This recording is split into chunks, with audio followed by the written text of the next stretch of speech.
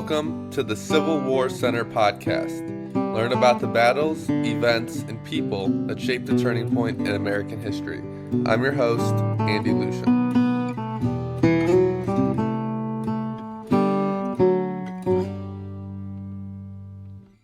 Hello, everybody. Today we're joined by Doug Wilson to talk about reenacting.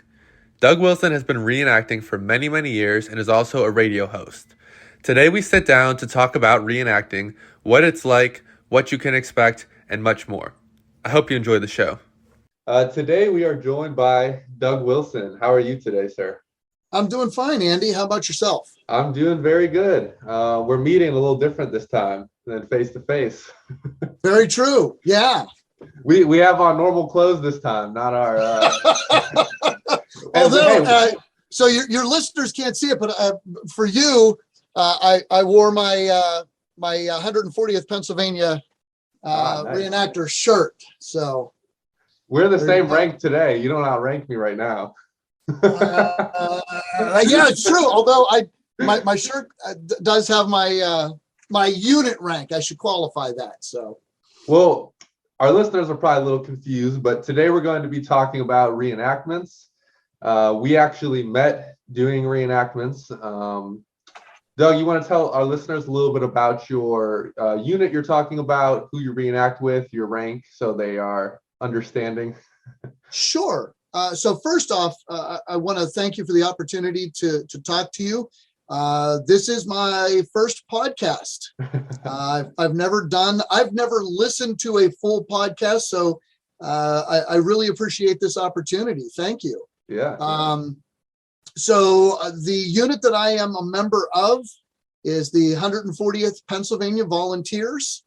We represent Company A, which was formed in Greene County, Pennsylvania, which is the southwesternmost county of Pennsylvania. The unit, the real unit at the time of the American Civil War, was formed on the Waynesburg College campus. It was formed by students, faculty, and staff from Waynesburg College, as well as members of the Waynesburg community and Greene County community. And then a little over 100 years later, the reenacting unit was also formed on the Waynesburg College campus by students, faculty, and staff, as well as members of the Waynesburg and Greene County community. And so the unit that we represent, because we actually represent a unit that is from our area, and because it was formed by guys from that area, we take a lot of pride in our portrayal of that unit, and the way that we approach it is probably a little different than some other units, and yet at the same time is probably exactly the same as some units. So, and Annie, you and I have had a conversation similar to this in the past. Every reenacting unit has their own way of doing things, and so I want your listeners to understand that the information that I'm going to pass along is in regards to my unit. I am not saying this is the best way. I am not saying this is the only way. I am saying this is how our unit does it. Mm-hmm. So your unit's 100 years old? So no. No, our listeners might have thought you're 100 years old yourself there. There are times I feel that old. No, the unit, let's see, we are 20. I'd have to sit and do the math. 27, 28 years old. I'm actually a founding father of the reenacting unit. Do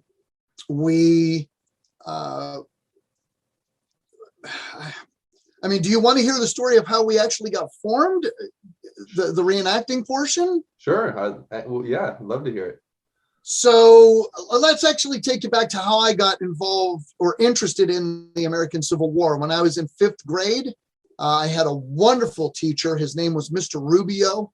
He was a big history buff, and he put a real heavy emphasis on the American Civil War. And I just went whole hog So much so that I had gone to a little living history event, and there were some reenactors there, and I convinced my dad, who at the time was the president of the school board, to allow Mr. Rubio to bring a reenactor to our class to set up a display and everything.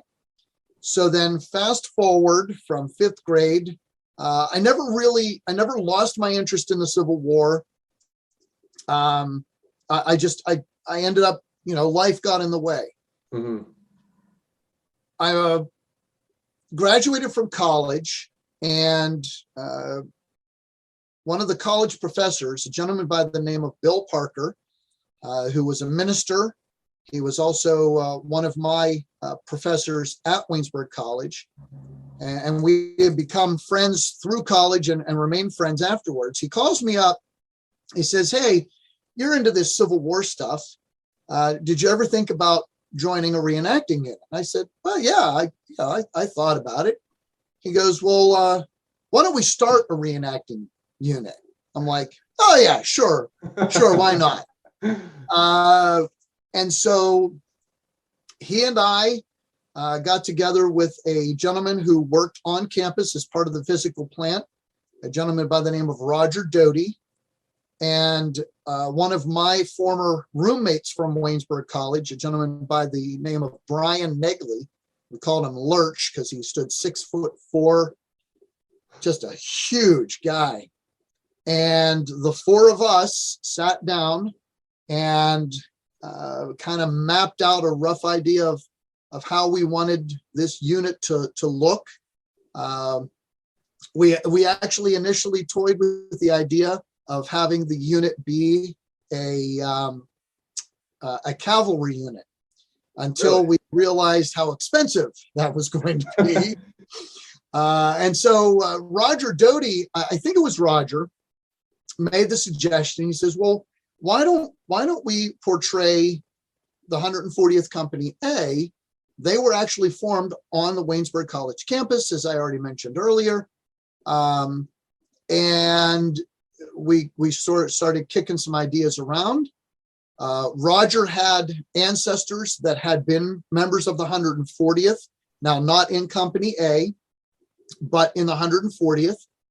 And so for him, it was a work of love. As it would turn out, 20 years later, I would come to find out that I am actually a direct descendant of a member of the original 140th Company A. Unbeknownst to me, I did not know. I can tell you that story later. But we sat down, we mapped out a constitution, created a set of bylaws, and the rest, pardon the pun, the rest, as they say, is history. And how did you guys get members to join your group? How did you grow the regiment? So at the outset, it was just the four of us. We started doing some local events, and word started to get around with the media.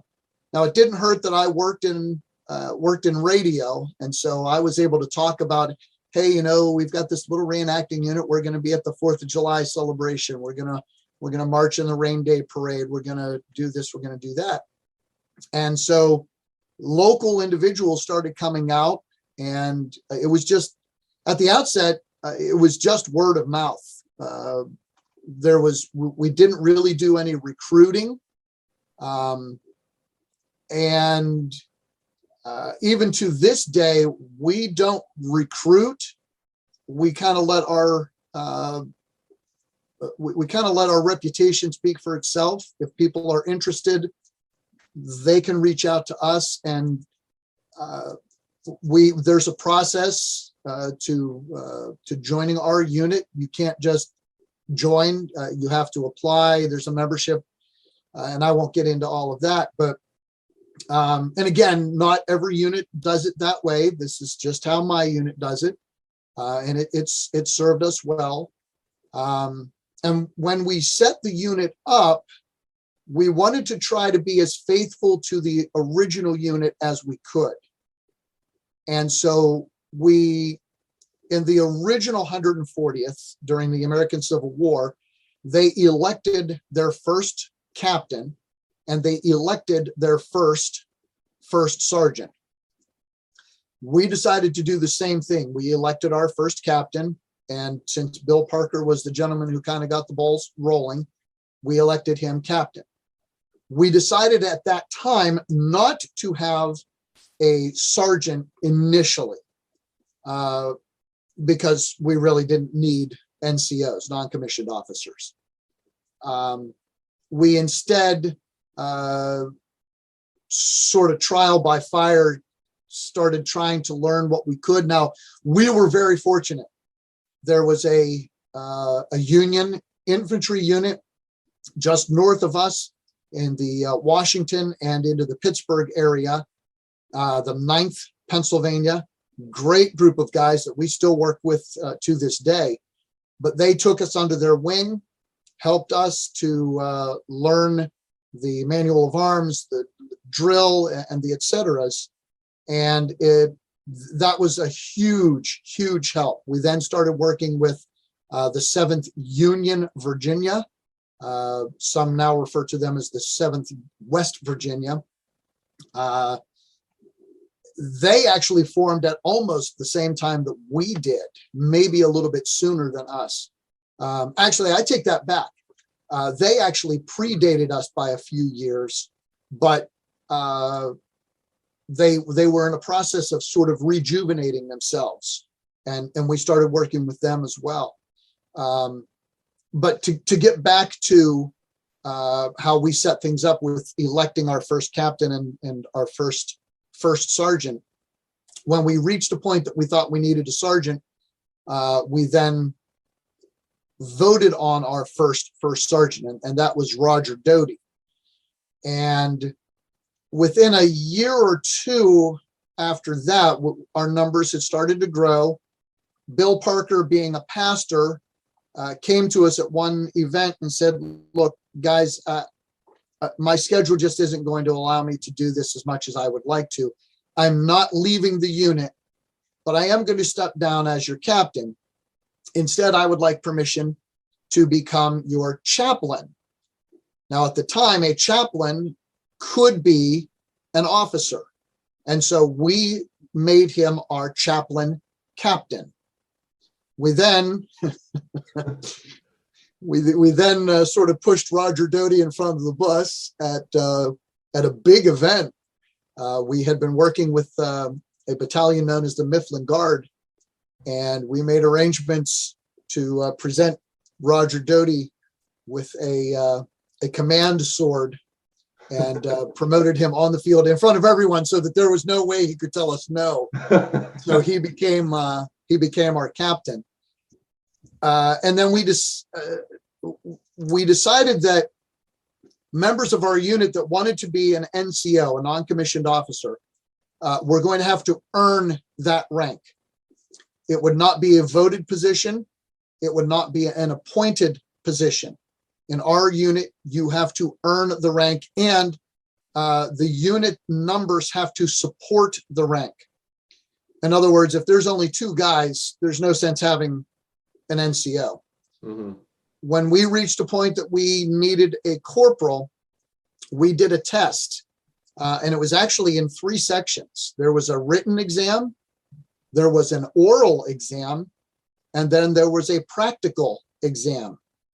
The written exam was the history of the 140th, as well as a basic history of the American Civil War. The oral exam, the individuals came before a panel of 3 men, 2 from our unit and 1 from the 9th Pennsylvania, because we decided we wanted there to be an impartial individual, so that it wasn't just, oh, well, we like him more, we're going to give him the rank. We wanted somebody from the outside to go, well, this guy really is an idiot. There's no way he should be an NCO.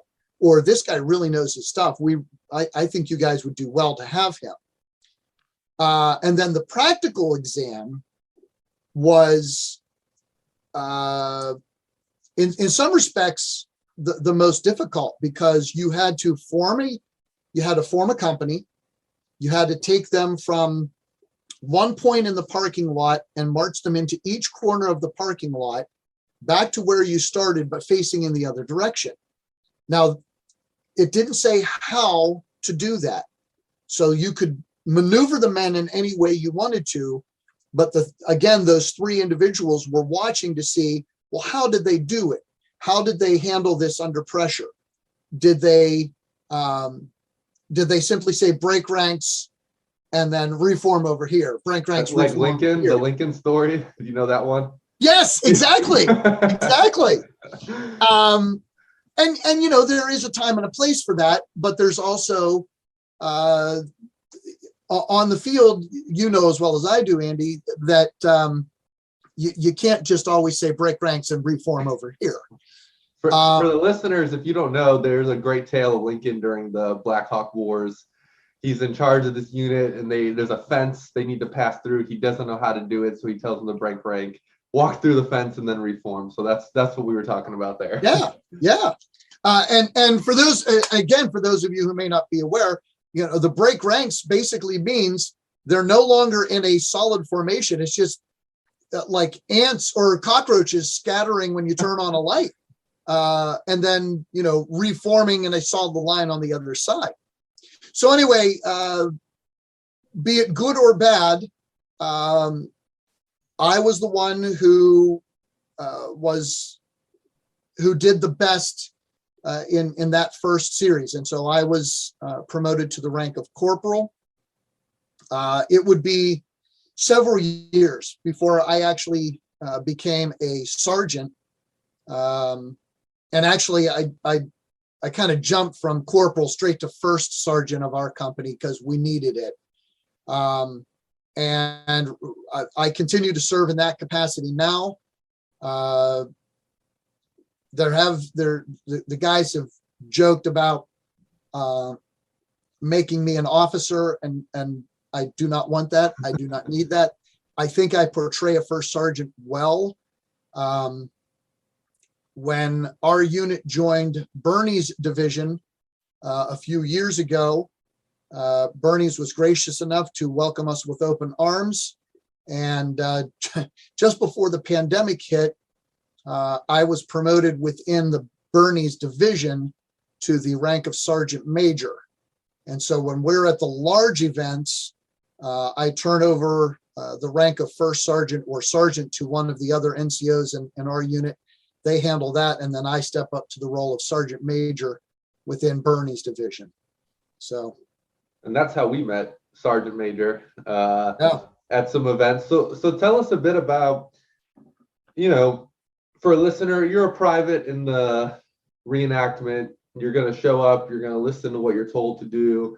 You're going to carry your gun. You're going to do drill. But as a first sergeant and as a sergeant major, what are some of your responsibilities?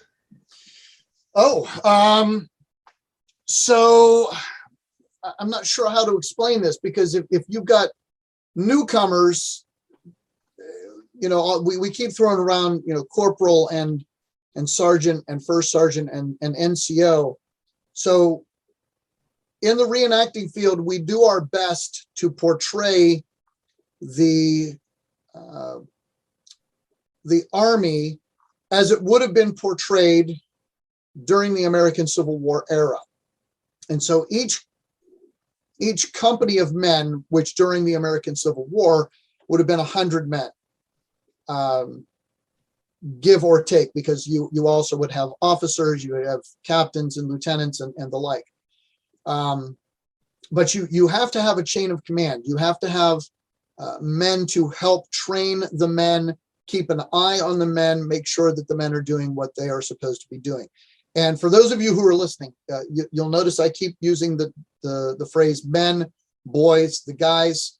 During the American Civil War era, women were not allowed in the ranks. There were women that did get in, and that's a podcast for a whole other time for you, Andy. So please don't think that I'm being derogatory by leaving ladies out of this conversation, but the overwhelming majority of soldiers were men. But I digress. So as a first sergeant, I am in charge of the company.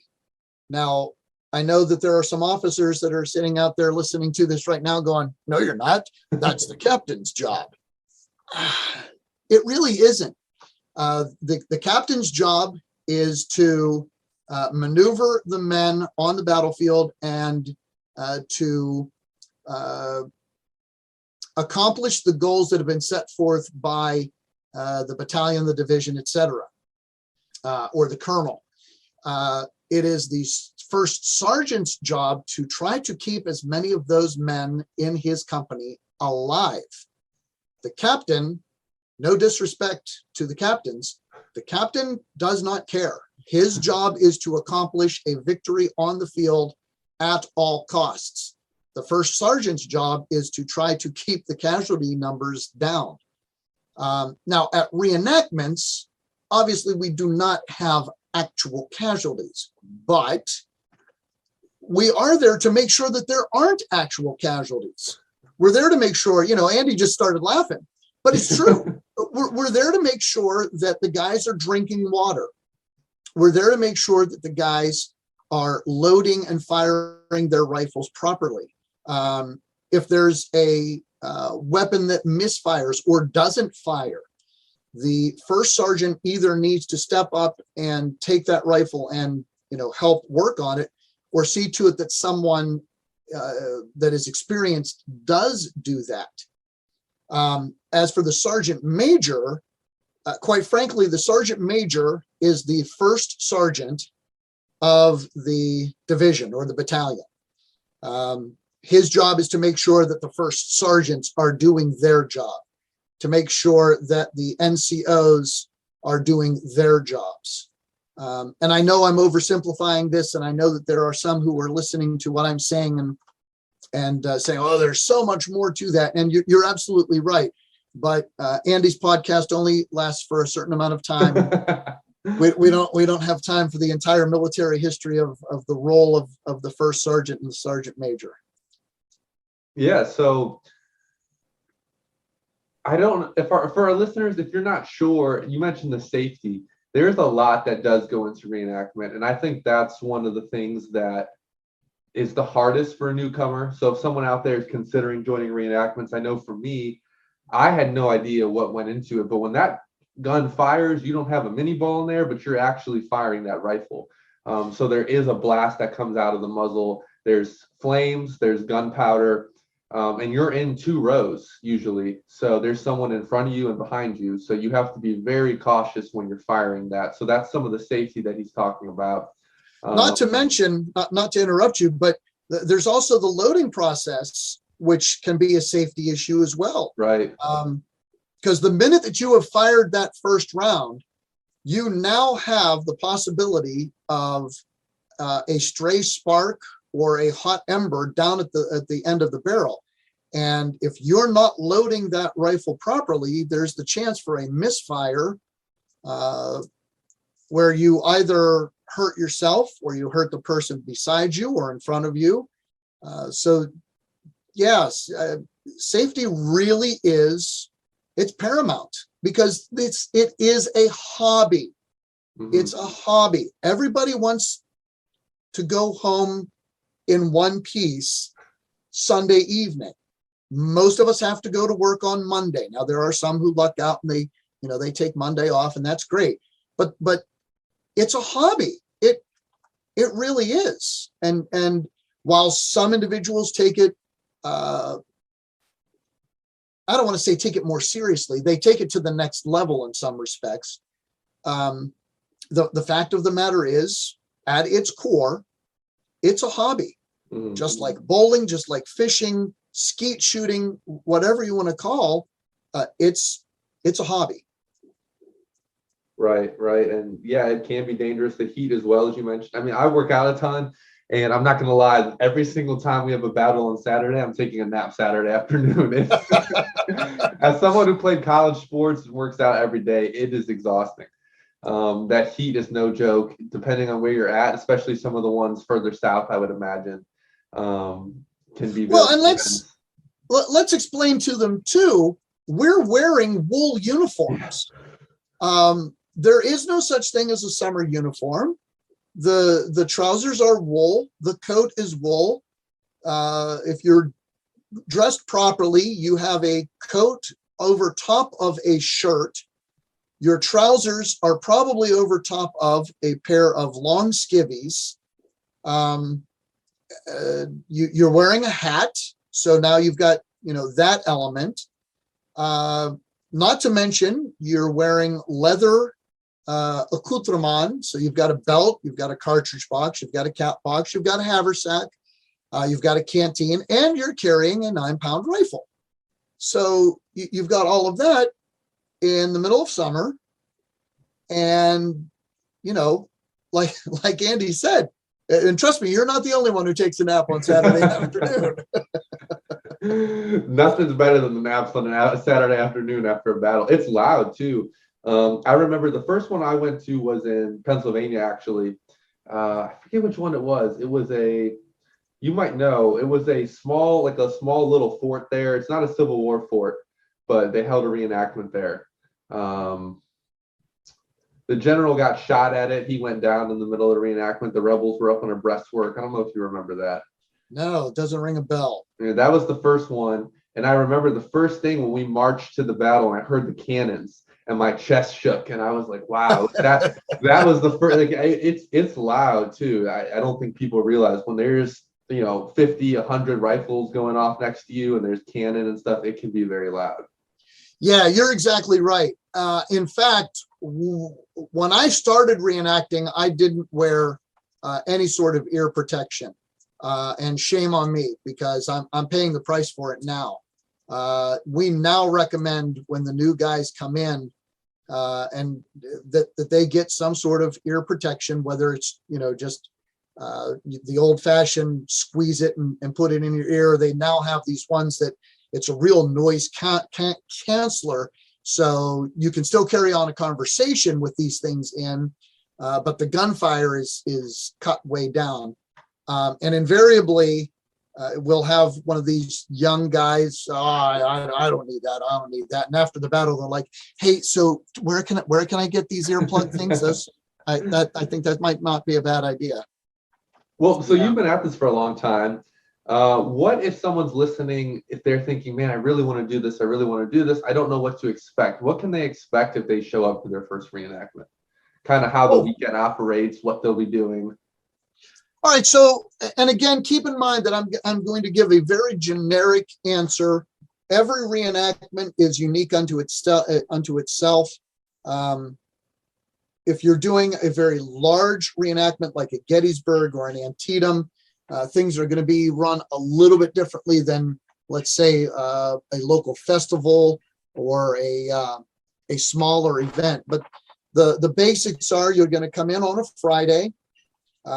You are going to probably you have had to register in advance. So you're going to find the registration area. Probably you will have to fill out some paperwork that says, yes, I understand that what I'm doing is a very stupid hobby, but I'm still going to do it anyway. Okay? And I'm not going to sue the organization that's putting it on. You will then, from there, you'll probably be given a map, or they will have someone take you to the location where your men are either already stationed or where you are going to be stationed. And you will either set your tent up in a row that has already been formed for tents, or maybe if your company is just now getting on the scene, you're setting your company street fresh. Literally fresh from the top down.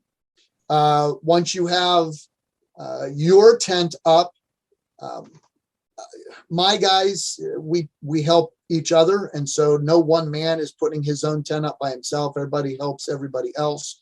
From that point, then the guys start getting their tents ready. NCOs probably are going to start seeking out officers to find out, okay, who's in charge of what companies. Are there any orders for the evening? Is there a battle today? Some big events, they do a Friday afternoon or an early Friday evening battle. But you need to find the schedule of events. You need to find out who your overall commander is going to be. Find out where the water is. And that sounds goofy, but you're gonna need it. You are. Andy talked about getting hot. One of the things that I harp on from the time I was a corporal, even now as a sergeant major, is making sure that the guys drink water. Quick story, when I was at one of the very first events that I did with Bernie's division, I was a first sergeant, and we were out on the field, and I knew one of the captains. He was actually, at that time, he was a wing commander, and it was a very hot day, and I was telling my guys to drink water, and I turned around and I saw him standing there, and I said, with all due respect, sir, you need to take a drink of water as well. He kind of smirked, and he took a drink, and over my right shoulder, I saw the colonel, and I turned around and I said, Colonel, I think you need to take a drink of water as well. And he kind of looked at me and started to argue with me. And the other officer said, I think you better listen to what the first sergeant said. He knows his insert expletive here. And the colonel took a drink. And after the battle, he came over to me and he says, you know what? I want to thank you. I've never had anyone tell me to take a drink on the battlefield. And I rarely do. And I should. Yeah. So anyway, find out where the water buffalo is, and don't be afraid to use it.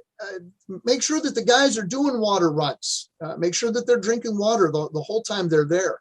Find out where the firewood is stacked, and then find out where the sutlers are located. Now, for those of you who are not reenactors, the sutlers are the vendors, the individuals that sell items that are usually period correct, everything from uniforms to weapons to forks and knives and plates and shoes. Cigars and pipes, if you forget them. There you go. There you go. Find out, are there any food vendors? Some of especially your smaller events, you're going to have your typical hot dogs and that sort of stuff. At the big events,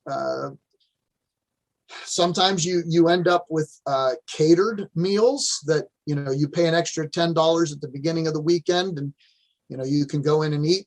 But find out where those are. Find out if there's a ball that's being held on Saturday evening. It's a nice way to hear some really cool music. And you meet a nice gal or fella, depending. There you go. There you go. Don't be shy to ask for that dance.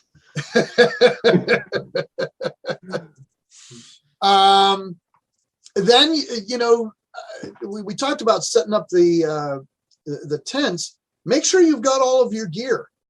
Make sure you remembered everything that you need to have. Make sure you've got your cartridge box, cap box, belt, because if you don't, you're not taking the field, and you just, wasted whatever the registration fee was and however much you had to spend in gasoline to get there. Right. And there's also, for the listeners, there's a lot of time you wait. There's a lot of time to just hang out, be with your company, your group, those around you, sit around the fire, have fun, share stories, talk, play an instrument. Absolutely. Some people bring instruments, and we'll sit around and play period music, things like that. But it's kind of like the real army. You're waiting for orders. Yeah. What's the old adage? Get ready and wait, or hurry up. Yeah, hurry up and wait. But there's also and of course now I'm going to draw a blank on it. Hours of waiting, moments of sheer terror. Yeah. You know, in the real war, that's what it would have been. Now you talked about, you know, guys bringing instruments and that sort of stuff. My unit, we like to play games that would have been played by the soldiers during the time of the Civil War. So the guys were playing dice, poker. There's a game called Pharaoh that was a very popular game that I may or may not know how to play. Just as a quick aside, if you're familiar with the movie Tombstone or the movie Wyatt Earp, Wyatt Earp dealt Pharaoh. He didn't play the game, he dealt the game. But it was a very popular game at the time of the American Civil War. Horseshoes was wildly popular during the war, as was baseball. And there's documented cases of games of baseball taking place between, you know, when the soldiers had downtime. And there have been games that have broken out at reenactments as well. It's kind of cool to see because the rules are a little bit different. That is cool. You had kind of a sly look on your face there when you said you know the rules of Pharaoh. Is there a reason for that? So every member of my unit sort of has their own niche, their own thing that they're really interested in. My oldest son is very interested in the music of the era. He plays bugle. He also plays bagpipes. My youngest son, very interested in the history of the 140th, as well as he has started collecting digital photos of members of the 140th. And so he has contacted ancestors of the members of the 140th so that we can have those preserved digitally over time.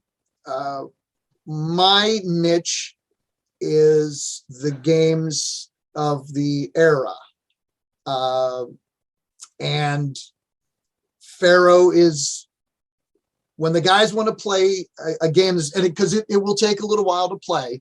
So if we've got some time, the guys will typically come around and go, hey, Sarge, did you bring your Pharaoh spread? Like, maybe. and we'll lay out a game of Pharaoh. And the thing is, during the time of the American Civil War, it actually would have been frowned upon because it is a gambling game. And gambling was a big no-no.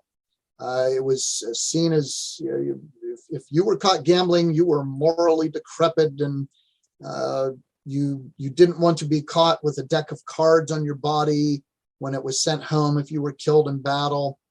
But the fact of the matter is, the guys needed something to do. And right. Pharaoh, for me, one of the reasons that I kind of smirked is years ago, when I started getting interested in the different games that the soldiers would play, Pharaoh was one of the ones that kind of popped up. And the guys went out of their way to make me some of the items that are required for the game. Hand painting a spread for me. Just a lot of work went into it. That's I have a special, cool. Yeah, I have a special case that was made for me out of a wooden cigar box to hold multiple decks of cards. One member of my unit actually gifted me a vintage deck of cards. Now it's post-war. It's probably 1870s, but there are not many full decks of cards that exist at this time, because if a deck of cards started to go bad, they just threw them away. Right. So this gentleman acquired a deck of cards and he gifted it to me, and it's in a place of honor right here in my den downstairs. So it's I had bought myself a single card that I want to say I spent probably $10 or $15 on a card. Now there's 52 cards in a deck. So if I spent 10 or 15 on a card, and he gifted me a full deck of cards. That's very cool. Yeah, I've got a couple of kind of cool items from the era, and that one's definitely towards the top of my list. The only one I've been able to procure so far is a mini ball. I do have a mini ball, but there you go. Those are plenty. They're not too hard to come across. Yeah, but you know what? The thing is, when you stop and think about it, it's over 150 years old. Mm-hmm. And people don't stop to think, oh, it's a mini ball. Yeah, but it's 150 years old. It was around at the time of the American Civil War. It was used or dropped. I mean, who knows how it was procured, but yeah, that's still cool.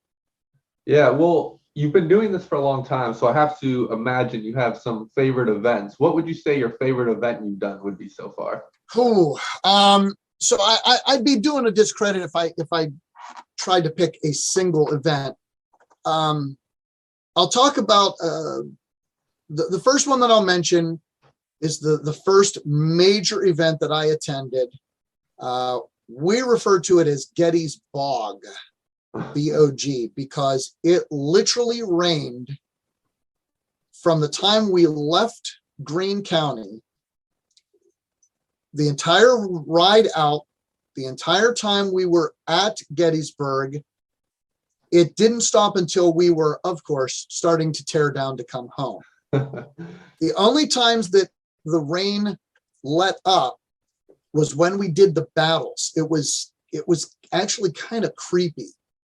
But it rained so much, so hard that there were actually streams running between the rows of tents, and the soldiers, I use the word soldiers, the reenactors, were racing tin cups and tin plates down these little mini rivers to try to amuse themselves, because there was nothing else to do. You couldn't do anything. So we get to the event. It's the first time we've been to any big event. We are not a member of any division or battalion. We're lone wolves at this point. We didn't, to be honest, I don't think we realized we needed to be. Mm-hmm. And so we have nowhere to go. We're wandering around. We found a spot for my wife to set up her tent, which was job number one. We got her set up. And now there's three of us trying to find somewhere to put our tents. And at the time, he was Sergeant Doty. He says, look, there's a little knoll over there. Let's set it up over there. And we're like, wow, this is great. We managed to luck out. We set it up. There's just enough room for our two tents. Roger had his own tent. I was sharing a tent with a gentleman by the name of Dan Rush. And by that time, it's starting to get dark. We're tired. We're wet. We just, the heck with it. We're going to bed. About 2 o'clock in the morning, I wake up to hear Dan smacking. I'm like, what is wrong? Ow, ow, ow. We wake up, we throw our blankets back, and there are ants all through our tent. Oh, no. We set our tents up on top of an anthill, which we, of course, we didn't realize at the time because it was starting to get dark. And we quickly realized why no one else had set up their tents there, because it was an anthill. We managed to get back to sleep for another few hours. We get up the next morning. It was still sort of drizzling, but it had let up enough that we were going to start a fire. And Roger said, you guys better check, make sure that you didn't get any water in your cartridge boxes. And I opened up my cartridge box, and it is full to the top with black ants who had found it and because it's up it was up off the ground. We had hung it on the end of the tent. They had built a nest in my cartridge box, complete with, they had started moving their eggs into the cartridge box because it was high, it was dry. I'm freaking out because I open it up and they just start pouring. I mean, it looked like something out of a horror movie.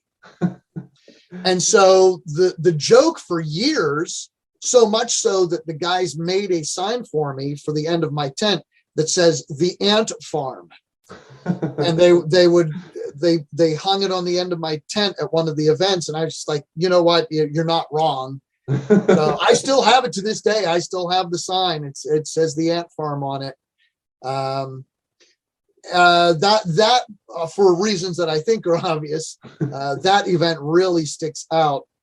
Some of the small events, we do 2 local events here in Greene County. One is Bridge Festival, the other is Harvest Festival. Harvest Festival is near and dear to our hearts because it was the very first event that we ever did.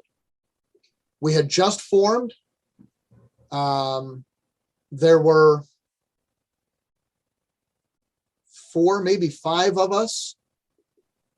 And we called up the Historical Society like the week before the event, because we didn't even know that the event was going on. Somebody said, "Oh, you guys, are you going to be set up at the Harvest Festival?" And we're like, what? I've never thought about that. So we reached out to Brenda Giles. She was at the time, she was the executive director. And we said, "Look, we're a new unit. Can we set up? We've got like 2 tents, 3 tents." She's like, "Well, yeah, sure. That'd be great." So we set up. It was more of a living history display, although we did shoot at each other. I had a great toy gray Cappy that I had bought when I was a kid. So I was the one bad guy, and the other 2 guys that were there, took pot shots at me, and I took pot shots at them. We have not missed a Harvest Festival since then. Wow. It's our home event. We have a very good relationship with the Greene County Historical Society. Their new executive director, I say new, he's been there for a few years now, Matt Cumberledge. Do a shout out to Matt. He is also a reenactor. He is with the bad guys. He's with the 31st Virginia Barber Grays. But we have a really good relationship. They allow us to hold our meetings in the museum itself, and we set up camp in their front yard for Harvest Festival every year. Trying to think some other events but those are probably the 2 biggest. I mean, we've driven as far south as South Carolina to do school visits. We've driven up into Ohio, which for us, it's a 2.5 hour, 3 hour drive, depending on where we're going. Mm-hmm. We've done a couple of events. Of course, Gettysburg, which for us is about a 3.5, maybe 4 hour drive. We've gone into New Jersey to do a boot camp when we had been with the Mifflin Guard. So Home with the Boss, my favorite. There you go. I try to reference Springsteen as many episodes as I can. I think I've got it in like 3 or 4 so far. So all right, there you go. There you go. You can't see it and the listeners can't, but actually right above my computer here, I got a big picture of him from '75 and then the Born in the USA poster. There you go. All right. Very good. Very good.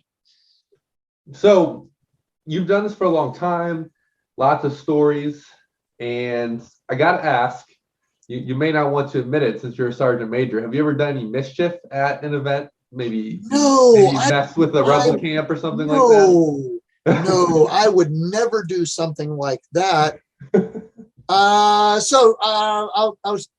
We were doing a smaller event. At the time, I was a corporal. it was sort of a local event. It was taking place in the county north of us, Washington County. We had fallen in with, I don't know if I want to give the other unit. Yeah, we had fallen in with the 9th Pennsylvania. And again, we were very young.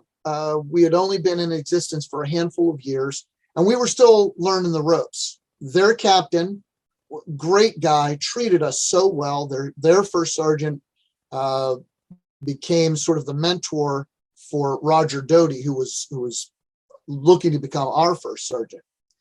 Anyway, the word was passed around that there was going to be a lot of downtime, and that the reenactors, the soldiers, should find things to do that the soldiers would have done.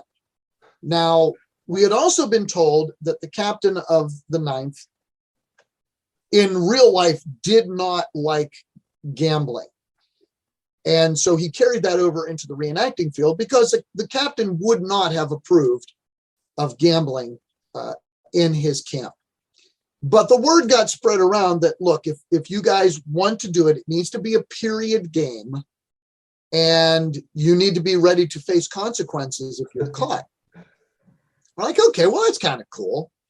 So there's a group of guys, they had kind of gone behind a set of tents. They had a great big log that they had sort of fashioned a table, and they were playing a dice game. And they were using a tin cup as the shaker. So I sat down. Now, keep in mind, I'm an NCO. First of all, I shouldn't be gambling. Second of all, I probably shouldn't be hanging around with the enlisted men. But hey, what the heck? So we're sitting there, and there's a couple of my guys, and there's a couple of the guys from the 9th, and we're having a good time. And all of a sudden, I hear one of them go, "Oh, crap." Now, I had just turned the tin cup upside down, and so the dice are under the tin cup. There's a pile of reenactor money stacked in the middle of this log. And I look over my shoulder, and there stands the captain and the first sergeant. And the captain says, "What is it that you gentlemen are doing?" And I looked up and I said, "Well, sir, I was taking up a collection for the Orphans and Widows Fund." And he looks at me and he says, "Is that so? I don't suppose you'd be willing to show me what you have underneath that tin cup." Now, what he didn't see, and let's take this back a step. When I was in college, I learned some magic. And so I know some sleight of hand. So while he was talking, I had slid the tin cup over, knocked the dice into my palm, and palmed the dice, left the tin cup there. And so he says, "I don't suppose you'd be willing to show me what's under that tin cup." And I said, "I wouldn't have a problem with that at all." And I turned the tin cup up. Now, as I'm turning that tin cup up, knowing full well that he's going to be looking at that tin cup, I dropped the dice onto the ground and put my knee onto the dice so that they are shoved into the ground. He says, "That's very clever. How about you show me both of your hands?" "Certainly, sir." And I turn both my hands, and of course they're empty. And he looks at the first sergeant. He looks back at me and he says, "I don't know how you did it, but I'm going to take that money for the Orphans and Widows Fund." I said, "Sir," and I grabbed the money and I handed it to him. I said, "Sir, you would honor us if you would do that." And I reach in, and I happen to have some other reenactor money in my pocket. I said, "In fact, sir, would you please add this to that small stack of bills?" He looks at me, he takes the money, he looks at me, he says, "I still don't know how you did it. I still don't know how you did it. I still don't." And he kept repeating that as he turned it and walked away. And the guys are like, "Where are the dice?" I'm like, I'm sure I don't know what you're talking about. By the time he then gets into the actual camp, I'm like, okay, I need somebody's penknife because now I got to dig these dice out of the ground. Very good, very good. So you got away with it with the sleight of hand. There you go. So any privates or anyone out there who wants to get away with something at a reenactment night, you know how. Practice your magic. Well, something else I know you like to do at reenactments, what I'm doing right now, listeners can't see, I have a nice cigar in my hands right now, and that's something we kind of bonded over. Did you always have cigars, or was that a reenactment thing you picked up? Yeah. So, and let me qualify this, because I don't know what your age group is that's listening. Smoking is bad for you. There's your little public service announcement for the day. Surgeon General's warning. Yeah. I don't drink alcohol. I never have. And so I don't smoke cigarettes. I do enjoy, as you know, Andy, I enjoy a good cigar. I'm fortunate that I have a dear friend who owns a cigar shop, and typically before, especially a bigger reenactment, I'll drive up to his shop and I'll restock. I'm also very fortunate that here in Greene County in Waynesburg, there's a tremendous little cigar shop, and at local events, I'll go in and I will restock my cigars. And it's not like I smoke one the entire time that I'm there. I will typically enjoy a cigar in the evening hours. But I also found that, and I'll use Andy as an example, it can be a nice icebreaker. I happened to see that he had a cigar. We started talking about it, and I said, well, you know what, if you like a good cigar, I've got one. I'll, this one's for you. And now, that was good too. yeah, right. And so now it's sort of become, especially as a sergeant major, it's sort of become my thing. There are members of units that will seek me out. Hey, I know you like cigars. I brought you a couple from back home. Or, hey, we're getting ready to sit around the fire. You want to come over and join us and have a cigar with us? Oftentimes they don't believe that I don't drink. And it's never been I've never had an alcoholic drink. And so for me, I'll sit around, I'll smoke a cigar. I do like root beer. And so sometimes I'll smuggle a modern bottle or two of root beer in. But we'll eat peanuts and pistachios, and you talked about sharing stories and singing songs. Just like anytime a group of friends get together, it's the same thing. The reenacting community as a whole, it's a bunch of like-minded idiots. I mean, we dress in wool in the middle of summertime, for crying out loud. But they really are a community. They really are. And even though, like poor Andy and I haven't had a chance to see each other in person for months. And schedules get in the way, life gets in the way. But the minute that fire starts up and the guys start telling stories, and some of them are even true. Yeah, I didn't make it out to any this year.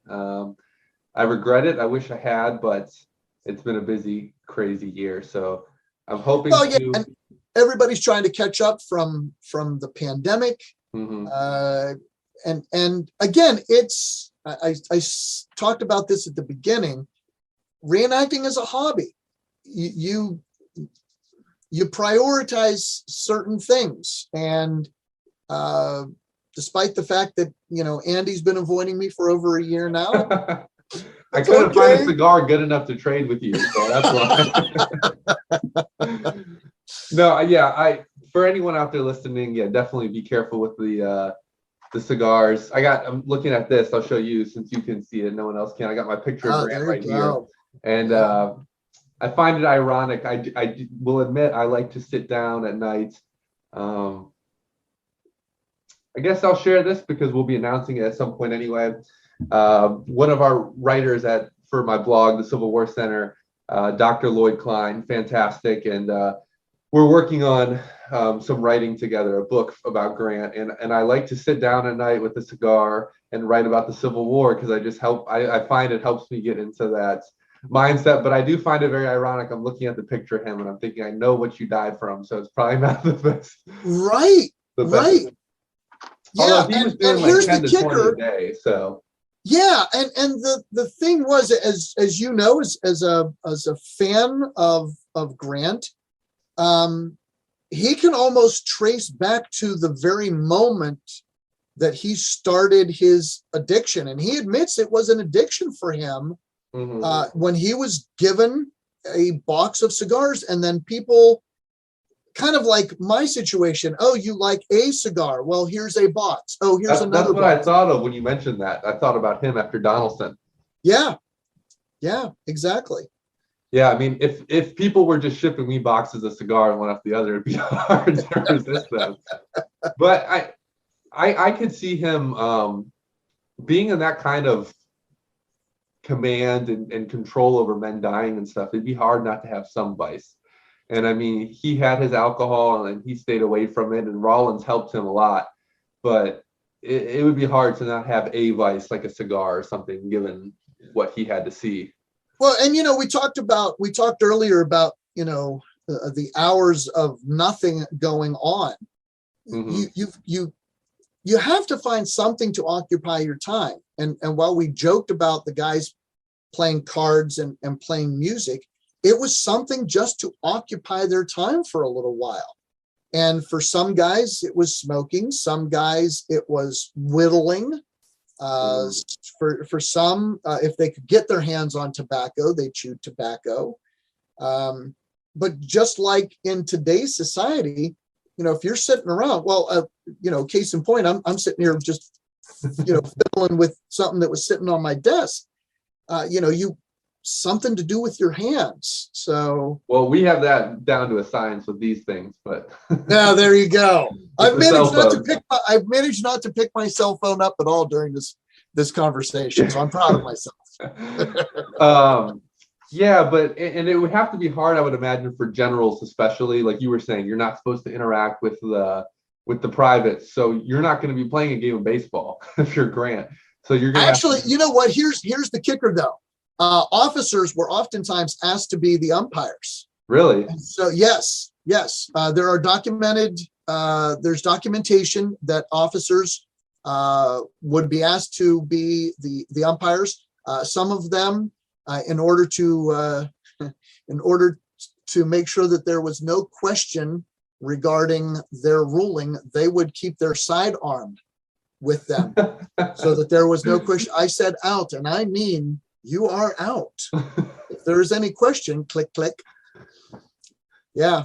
That might help in today's. Well, not now. They use they just go back and review the calls, but that's right. But before that, that would definitely come in handy. I've seen my fair share of arguing with refs and umpires and stuff over playing sports throughout my life, so it's not a bad idea.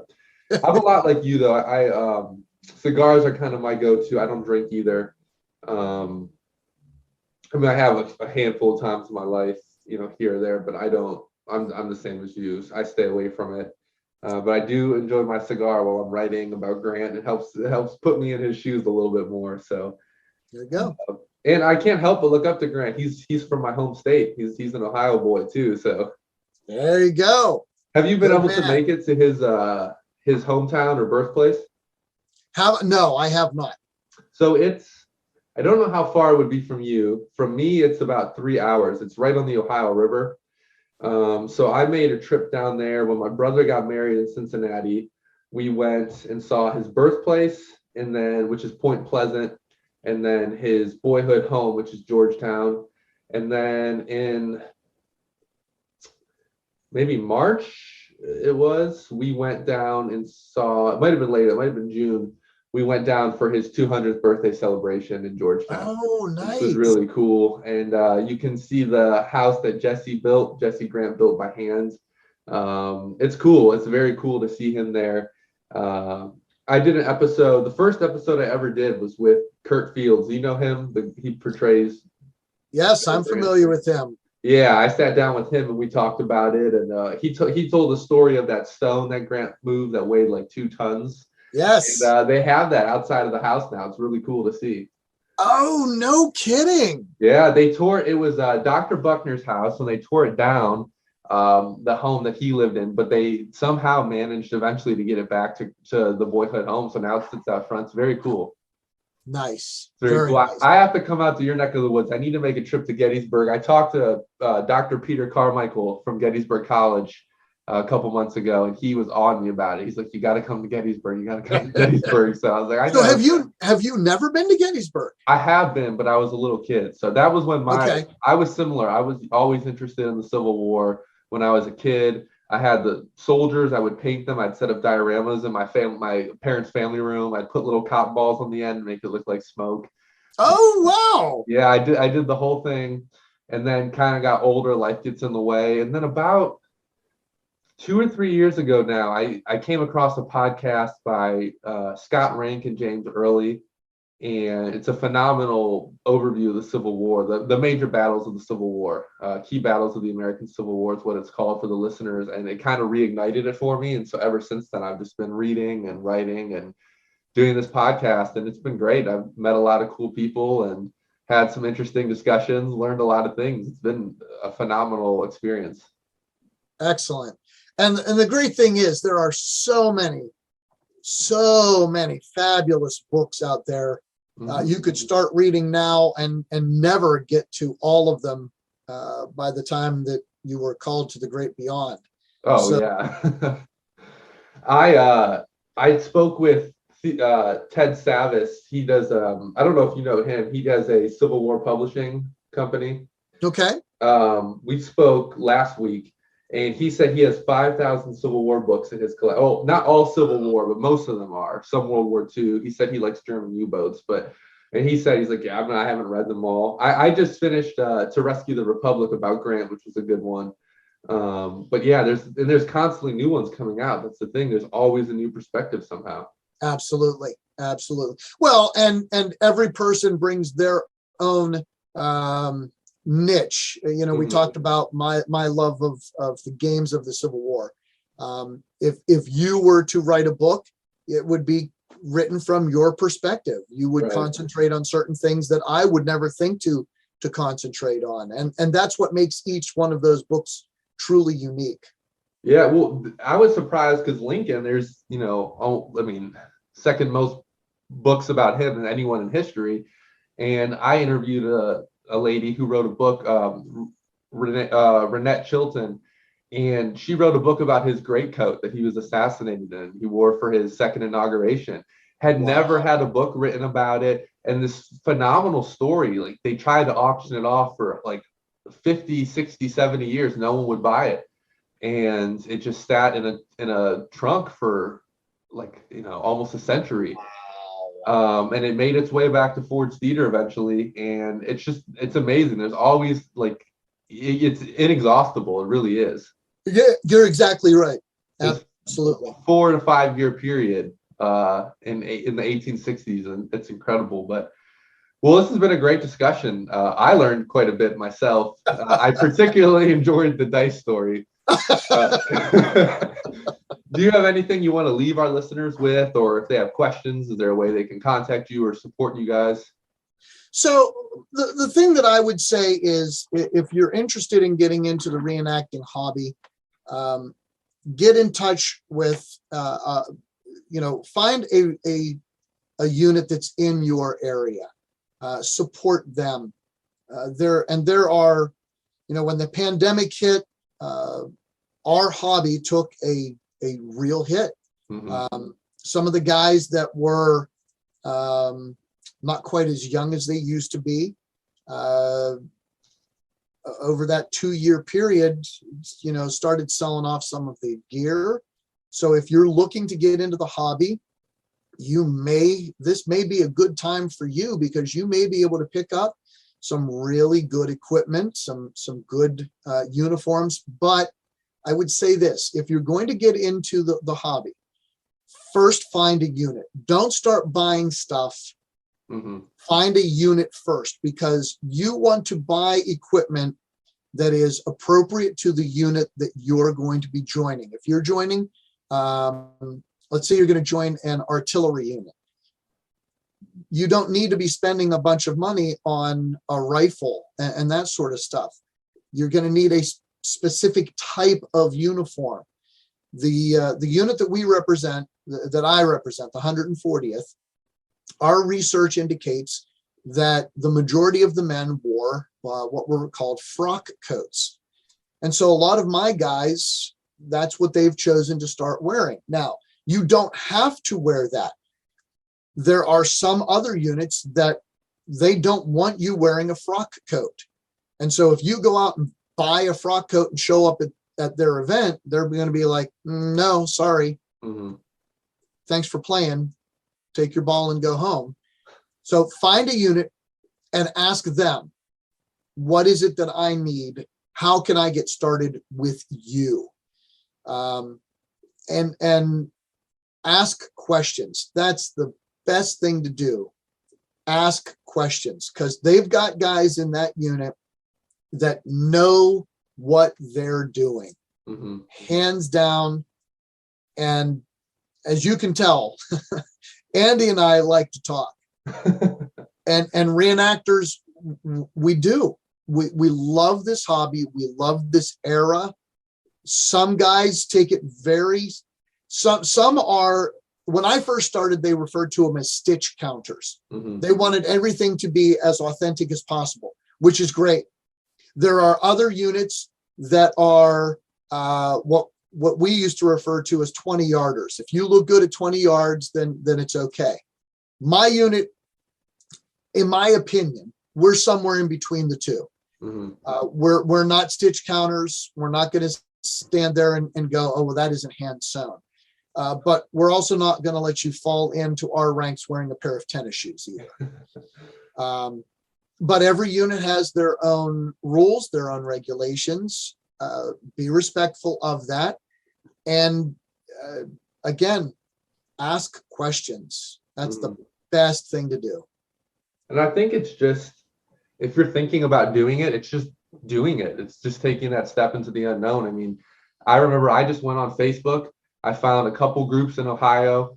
The 66 was the one that fit best. They had equipment for me I could borrow. And I just took the leap and I drove out to Pennsylvania, and it was a great time. And so I think if you're on the fence about doing it, you just give it a shot. Now, I will throw this out. Like any hobby, it's not cheap. If you're going to do it right, you are probably going to shell out a few $1,000s. And I'm not saying that to scare you. I'm not saying that to be a naysayer, but you need to go in with your eyes wide open. A coat and trousers, that's going to set you back $200 or $300 or more, depending on where you get it. Rifle, you're looking at $700 to $1,000. That's a real rifle you're getting. So yeah, right. Don't just go out and buy a rifle, because if the unit that you're representing is a sharpshooter unit, they're going to require you to have a specific type of rifle. So again, first find a unit, ask them questions, and go from there. Yeah, that's fantastic. Well, thank you so much for your time. My pleasure, Andy. Thank you for listening to this episode of the podcast with Doug Wilson. If you enjoyed the episode, please like, share, and leave a review, as that helps the podcast grow. And as always, head to thecivilwarcenter.com to learn more. And please consider